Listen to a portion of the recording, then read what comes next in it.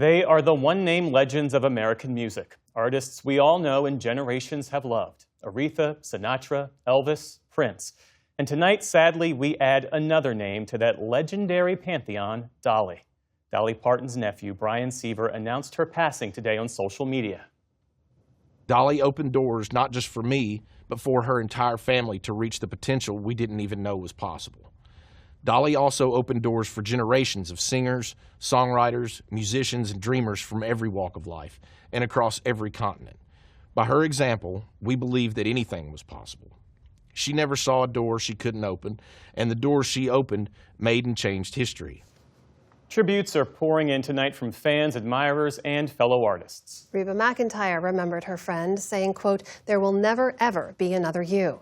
Dionne Warwick posted that she will, quote, "certainly miss her laughter, jokes, and her being." Mick Jagger said, quote, "She brought so many people together. We will all miss her so much." And country singer Casey Musgraves wrote, quote, "The world feels a lot less sparkly all of a sudden." Today, President Trump ordered flags to half staff for 1 week. Parton's enormous legacy spans not only music, but the world of movies and entertainment, healthcare, philanthropy, and education. Here's a look at her extraordinary life.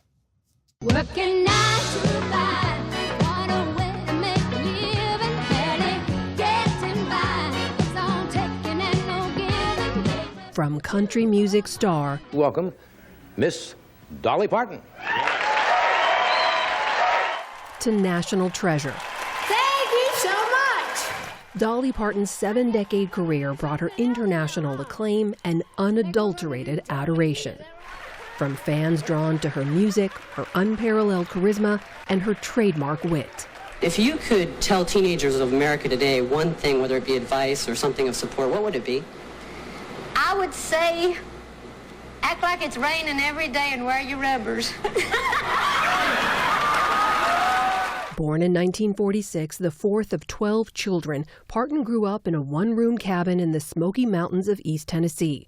Her father paid the doctor who delivered her the only way he could afford, with a sack of cornmeal. We had a roof over our head, I always say, even if it did leak. We had something to eat on our table, even if it wasn't exactly what we wanted. Parton began composing songs before she could read or write. In 1959, at just 13 years old, making her first appearance at the Grand Ole Opry, a stage she would return to time and again. No, they ain't real, like my blue ring, mountain boy. From the early days of her career, Parton championed the rights of women and their ambitions in her music. On her second solo album, 1968's Just Because I'm a Woman, she brought the women's liberation movement to her lyrics. I can see you're disappointed by the way you look at me, and I'm sorry that I'm not the woman you thought I'd be. Through the more than 1,000 songs Parton wrote, her message and her music resonated. She sold more than 100 million records, with 49 top 10 country albums, and released more studio albums than any other female country artist. She won her first Grammy in 1979. 9 more followed, with a total of 55 nominations throughout her career. And in 2011, Parton received the Recording Academy's Lifetime Achievement Award. 2 of Parton's songs, I Will Always Love You and Jolene, have been inducted into the Grammy Hall of Fame.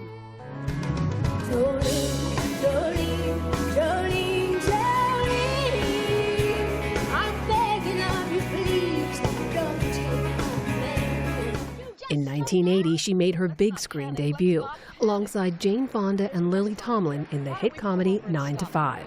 A restaurant? How can you think of food at a time like this?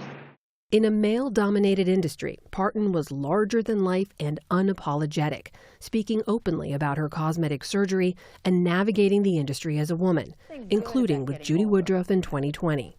Of course, I've been hit on all my life, and especially in those early days, but I knew how to manage that myself. I never sold out, never did anything that was going to take away from who I was as a human being.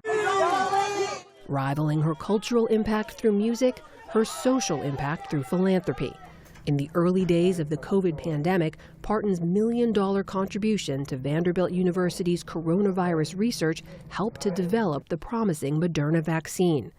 Parton publicly got a taste of her own medicine in 2021.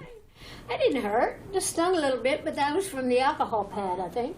Bucking the expectations of her time, Parton chose career over kids, but famously said, quote, "God didn't let me have children so that all kids could be mine." She helped millions through her Imagination Library, donating 200 million books to children around the world. Dolly Parton. Dolly Parton sent me the books. The idea, she told News Hour in 2013, came to her from her own father, who couldn't read or write. It really started out as a very personal thing for me, and it was originally just meant for the folks in my home county because of my dad. Parton never endorsed a political party, but did speak passionately on a few issues, including the Black Lives Matter movement and LGBTQ rights. When someone blatantly asks you, do you think Black Lives Matter? Well, of course Black Lives Matter. We're all God's children. We all have a place in this world. We all need to be loved and respected. I don't care if you're, like I say, black or white or whatever. I don't care if you're gay or lesbian or transgender. Everybody should have an equal chance. Over her lifetime, Parton's many businesses comprised a massive empire worth an estimated $650 million.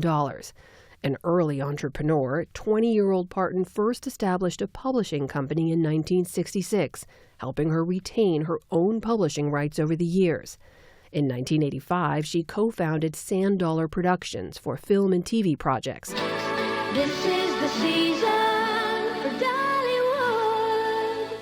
1 year later, her amusement park, Dollywood, held its grand opening.